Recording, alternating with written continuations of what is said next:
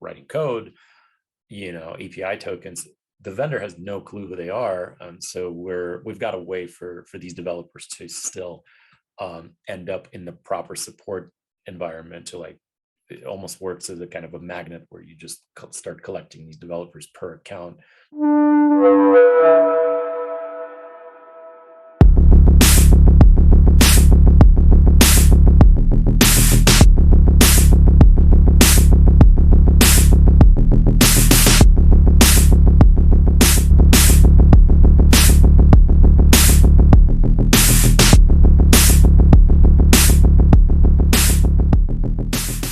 Another episode of the Form Your Impact podcast. My guest today is Andrei Soroker from Fogbender. How are you doing, Andrei?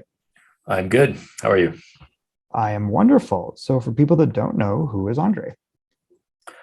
I'm the CEO and founder of Fogbender. We're building a customer support solution for API first companies. This is my second startup. First one I founded almost 9 years ago, or actually over 9 years ago. Ended up selling that in 2017, then doing 3 years, a 3-year stint, in the handcuffs, golden handcuffs. They weren't that golden. They were more like kind of bronze. Buyout territory where you're like, what am I doing? Don't do it, but do it. No. I mean, bronze is still valuable. It is. It's not invaluable. Yeah. And then I've been thinking about this kind of the concept of supporting teams instead of individuals for a long time. Even during my first company, we kind of touched on that in a few different ways. But when I joined the company that acquired us, I became kind of a mid-level manager, product manager, and I ended up bringing in a product called Segment Analytics to help us understand what was happening in this new product that we're building. And it just kind of was, it became really clear that they sort of supported us, and us was like eventually maybe a 50-person team of developers and product managers, as if we had purchased our license from them, like individually, each one of us. So we would go to them, ask a question, and then, there was no way for us to collaborate on an answer or even be aware that like other members of our team had been talking to Segment. And I started thinking about it, and I thought, even if they wanted to, even if Segment wanted to fix this, they couldn't do it. There's just nothing they could go out and buy that would be an off the shelf, like a collaborative support solution. And so that's how I decided to start another company to do that. So what is that customer experience like? Like, what's the difference? So, we might all be used to things like Zendesk or, Service Cloud on Salesforce. What does it look like, or what's the difference between that and what you're building? We are used to Zendesk and Service Cloud and stuff, but actually what we're used to, what probably should have happened and could have potentially happened is Segment would have opened a shared channel to our team in Slack, right? And then they would have supported our team through that channel. I think it was kind of maybe before that became a thing. Also, we didn't use Slack, so it wouldn't have worked anyway. But really, what Fogbender is it just imagine kind of the shared channel experience, but this thing lives on the vendor's dashboard. So all I have to do is sign in, and that collaborative, kind of almost a shared workspace, because it's not just a single channel with a bunch of threads, but it's like all the issues that you have currently open. And every single person who works at that account, in our case, it would have been like 50 people with accounts inside of Segment, could see it. And the other thing we figured out is that a lot of these API companies, they'll end up not even having a Teams feature inside of their product. So they'll have like a single admin at whatever account, and then they'll have a bunch of developers just writing code, API tokens. The vendor has no clue who they are. So we've got a way for these developers to still end up in the proper support environment to like it almost works as a kind of a magnet where you just start collecting these developers per account, so they all start to understand what the open questions are, maybe even help each other out. Let me know if that doesn't make Yeah. sense. So does this work in conjunction with the ticketing system, or is this like a replacement of? It is a replace. So we're building this in like multiple phases. We had to build a messaging engine and an embeddable widget. Now we're kind of building a lot of these ticketing features. Some of the stuff that Zendesk does won't be that important to a B2B company because they tend to not have that many kind of customers. They don't necessarily have that many agents because it's more like super in-depth, very technical, usually long-running issues. And so some of this stuff we won't build right away, like, I don't know, some of the routing features or ML AI stuff, not that necessary, but, just the ability to assign a ticket, the ability to see which ones are falling off, which tickets haven't been responded to in time, that kind of stuff we're building. So eventually, yeah, a replacement. We're also working with a bunch of developer facing issue trackers like GitLab, Linear, Height's a cool one. I don't know if you've seen it. So you can easily file an actual ticket that then you can, an issue, then you can do something with that issue, like work that into your sprint or, yeah. That's really interesting. So what stage is the venture at, and what's next for you guys? So we're finally signing pilot customers. It's been a while, but yeah. And next is to sign more pilot customers. Yeah. That makes sense. You're trying to get repeatable at that point, probably. Exactly. Yeah. So if you could offer other founders one piece of advice around finding their first customer, what would that be? Yeah, that's a really good question. I don't know, but you got to talk to as many people as you can. I mean, it's always pretty random.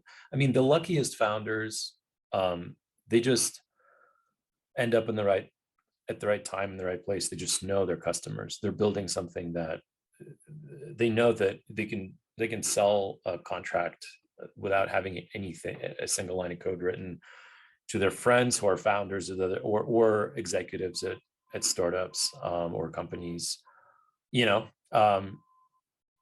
that's not you, talk to as many people as possible. What I spent a few months just with like cold LinkedIn outreach, talking to as many. I would find like a possible persona, like VP of customer support, VP of customer success, and go after a bunch of different, software, but different verticals, and that was a good way. I mean, I wouldn't say that that's like how we found, we found first customers probably through like the YC network. Yeah. It's usually super random, right? Someone just wants what you've got for whatever reason. But one advice I'd say is once you find that person and you're pretty sure they sound about right in terms of, target persona, just do whatever they want, like just build it for them. Don't let them be disappointed. And that's kind of what we've been doing. I like that advice. Don't let them be disappointed. That's great. Yeah. Way to put it. Yeah. I mean, you could, the risk there is that you're going to build something like a one-off thing that no one else wants. You just got to use your judgment, make sure you like, raise your head every once in a while, just like look around, make sure it's not too weird. But, as long as it's, as long as like, the arrow is pointing approximately where you want it to go, that's very good. I think that's great advice. Better than building something and then hoping someone likes it. Sometimes if you're really sure that it needs to exist, and I would say that for us, that was kind of the situation, because if you're building a customer support product from scratch, there's a lot of foundation that you got to lay, before anything starts to tick at all. So, we had taken quite a gamble, I would say, except I had complete conviction that this has to exist. And that's the other advice I would say. It's good to have that, and even if it's unfounded, people might think you're crazy, but it helps to move things along if you're unwavering in your conviction. I love it. Now, we forgot to mention, I think you brought it up, you were part of Y Combinator. Which cohort were you part of? Winter 22. Winter 22. Great. Yeah. And so that just finished, right? Or yeah, March 29th. Yeah. And what was that experience like? And what was the role of community in that group and the success you've had so far? Experience was great.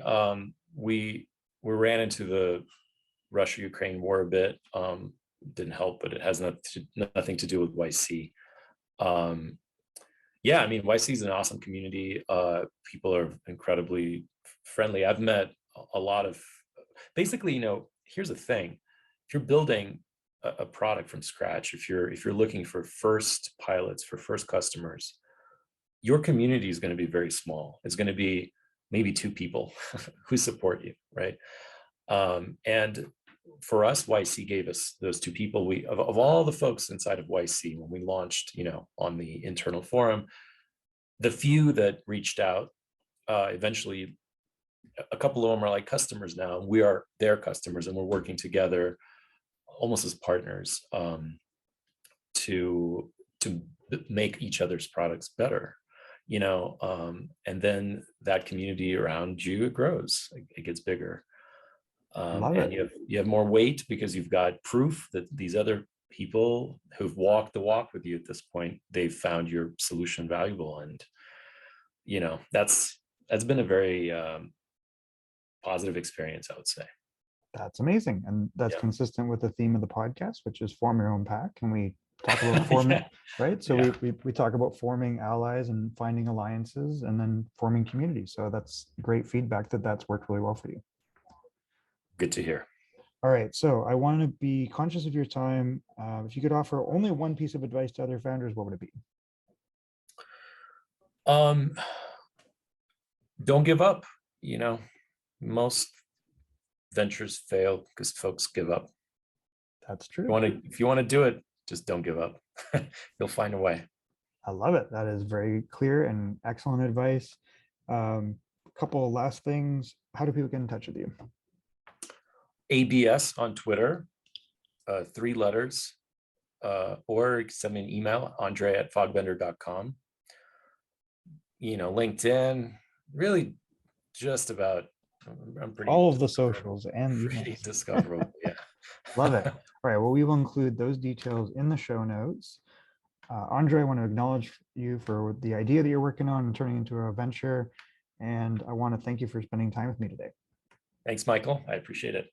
Okay. The final thing is when we have interesting people on the podcast, we like you to nominate other interesting people. And we usually talk to founders or investors. A lot of the YC founders nominate other YC founders, but you don't have to do that. So who would you, Andrei, like to nominate as a featured guest? Oh, you should talk to Trey Griffiths at XKit. Trey Griffiths at XKit.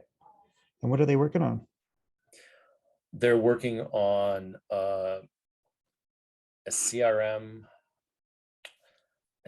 integration platform that lets you work with CRMs without, turning into a CRM integration platform. They're hard. Salesforce is hard to work with. So they make all that stuff a lot easier, where you only deal with them and they deal with all the other stuff. You can kind of think of it as Plaid for CRMs, but I don't think that's doing it justice. I think it's a lot more than that. Yeah. I am very much entrenched in that world, so I'm happy to talk to you, Trey. You've been nominated as a featured guest, and we look forward to talking to you in the future. Thank you, Andrei. I appreciate your time, and we look forward to connecting with you soon. All right. Have a good one.